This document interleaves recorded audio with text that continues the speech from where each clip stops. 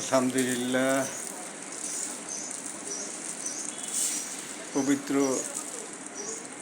ঈদুল আজহা উপলক্ষে সকলকে জানাচ্ছি ঈদ মুবারক। ঈদ মুবারক। ঈদ মানে আনন্দ, ঈদ মানে খুশি। এই আনন্দ এবং খুশি পৃথিবীর সকল মানুষের হৃদয়ে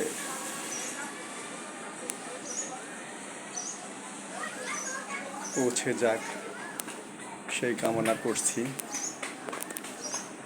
সেই সাথে যেহেতু ঈদুল আজহা একটি ধর্মীয় অনুষ্ঠান, এই ধর্মীয় অনুষ্ঠানে আনুষ্ঠানিকতা, প্রত্যেকটা ধর্মেরই আনুষ্ঠানিকতা থাকে। যেমন আমাদের ইসলাম ধর্মের 5টি বেনা: কলেমা, নামাজ, রোজা, হজ, জাকাত। এই যে 5টি বেনা, এই 5টি বেনার উপরেই আমাদের ইসলাম দাঁড়িয়ে রয়েছে,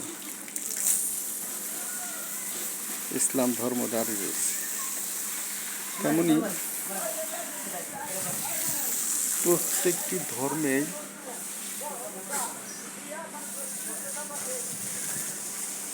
বাহ্যিক দিক এবং বিতর্গত দিক থাকে। আল্লাহ পাকের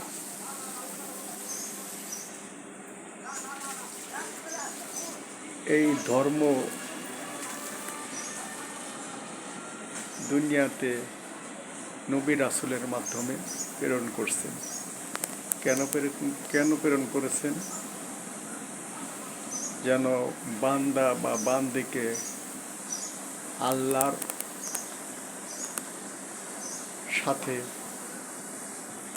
নবী রাসূল বা ওলি আউলিয়া পীর মাসায়, এখন তো আর নবী আসবে না, এখন আসবে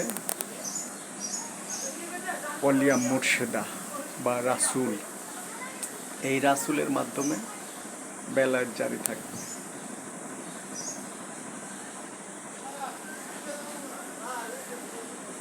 তো আমার কথার উদ্দেশ্য হইল, আমরা ধর্মকে আনুষ্ঠানিকতায় বানায় ফেলছি।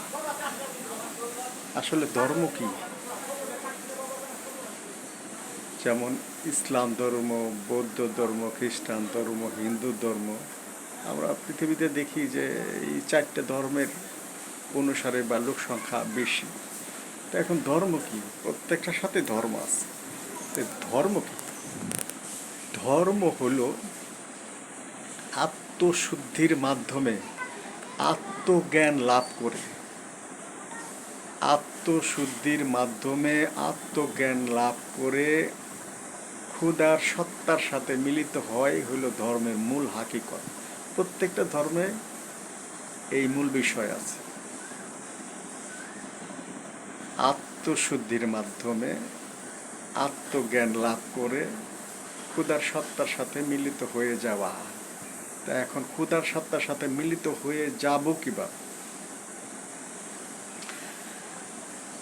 আর ধর্মের মূল বিষয় থেকে আমরা মানুষ যারা আছি তারা বিচ্যুত হয়ে গেছে। আমরা এই ধর্মকে আনুষ্ঠানিকতার ভিতরেই আবদ্ধ করে ফেলছি। নামাজ, রোজা, হজ, জাকাত করতেছি, এটা দেখাচ্ছি, কিন্তু আমাদের ভিতরে পবিত্র হইতেছে না। আল্লাহ পাক বললেন, লিকুল্লি জালনা মিনকুম শিরাতাও অমিনহাস। আল্লাহ পাক বললেন, আমি তোমাদের জন্য 2টি রাস্তা রাখছি, একটা হলো শরিয়া আর একটা হলো অমিনহাস। শরিয়া এটা হলো আনুষ্ঠানিকতা। এই যে আমরা এই যে কুরবানি, আনুষ্ঠানিকতা, এই যে নামাজ, রোজা, হজ, জাকাত, এগুলির একটা বাহিরগত দিক আছে আর একটা ভিতরগত দিক আছে। এই ভিতরগত দিক আমলের মাধ্যমে আমার আত্মাকে শুদ্ধি করতে হয়। আল্লাহ পাক পবিত্র করেন আর এক জায়গায় বললেন, কাদ আফলাহা অমান জাক্কাহা অকাদ খাবা মান দাস্সাহা। অর্থাৎ যে আত্মশুদ্ধি লাভ করতে পারলো সে সফলতা অর্জন করলো, আর যে আত্মশুদ্ধি লাভ করতে পারলো না সে ধ্বংস হয়ে গেল। তা এখন এই যে আত্মা, আমার ভিতরে আত্মা নামক এক সত্তা রয়েছে। আল্লাহ পাক যখন আদমকে সৃষ্টি করলেন, সৃষ্টি করার পর আল্লাহর সত্তা আদমের ভিতরে ফুৎকার করে দেওয়ার পরে আদম সচেতন হলেন। তখন 18,000 মাখলুকাত আল্লাহ পাকের যে অন্যান্য সৃষ্টির মাধ্যমে আদমকে সেজদা করায় আদমের সম্মান বাড়ালেন। আদমের সম্মান বাড়ালেন এই অন্যান্য সৃষ্টি দ্বারা আদমকে সেজদা করার মাধ্যমে। এবং এই দুনিয়াতে যা কিছু আল্লাহ পাক সৃষ্টি করেছেন সব আদমের কল্যাণের জন্য, আদমের বা মানুষের কল্যাণে আল্লাহ পাক মানুষের উপকার করার জন্য, মানুষের উপকারার্থে এই দুনিয়ার সব কিছু সৃষ্টি করছে। এখন আমার মূল কথা হলো, আমাদের এই আত্মাকে শুদ্ধ করতে হবে। আত্মাকে শুদ্ধ করার মাধ্যমে, আত্মজ্ঞান লাভ করার মাধ্যমে ক্ষুধার সত্তা জাগ্রত করে, নিজের ভিতরে ক্ষুধার সত্তাকে জাগ্রত করে ওই সত্তার সাথে মিলিত হয় ধর্মের মূল বিষয়। এখন আমরা সেই ক্ষুধার সত্তার সাথে কিভাবে মিলিত হবে? আল্লাহ পাক পবিত্র কোরআনে বললেন, আমি আমার সুরত বা আমার নকশা দিয়ে আদমকে সৃষ্টি করেছি। আমি আমার নকশা বা আমার সুরতে যে সুরত, আদমের সেই সুরত। আমি আমার সত্তা আদমের ভিতরে, আমি আদমের ভিতরে থেকে আদমকে সম্মানিত করেছি, অন্যান্য সৃষ্টি দ্বারা তাকে সেজদা করাইছি। তো এই 1 লক্ষ মতান্তরে অনেক 2,24,000 নবী দুনিয়াতে প্রেরণ করছেন। সকলেই মানুষ যেন ভুলে না যায় যে তার একজন সৃষ্টিকর্তা আছে, তার কাছে আবার ফিরে যেতে হবে। তো এই জন্য দুনিয়াতে নবী রাসুল আসছে। এখন তার নবী আসবে না, এখন ওলিয়া মুর্শেদা বা রাসুল সার্বজনীন। এই ওলিয়া মুর্শেদাই রাসুল। এই রাসুলই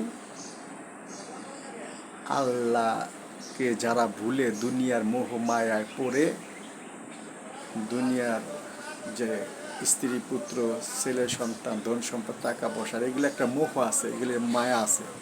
এই মায়ায় পড়ে আল্লাহ পাককে ভুলে যায় বান্দা, যাতে না ভুলে যায় সেই জন্য আল্লাহ পাক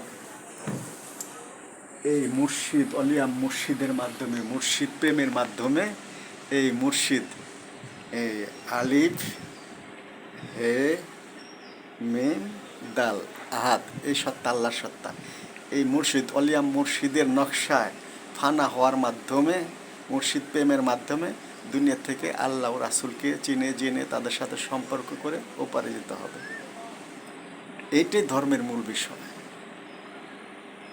তো সকলে ভালো থাকবেন। আমার ভিডিও মনে হয় বড় হয়ে যাচ্ছে। সকলের শুভকামনা, সকলেই যেন ধর্মের মূল বিষয় বুঝতে পারে। আল্লাহ পাক সেই তৌফিক দান করেন। আমিন। আসসালামু আলাইকুম ওয়া রাহমাতুল্লাহ।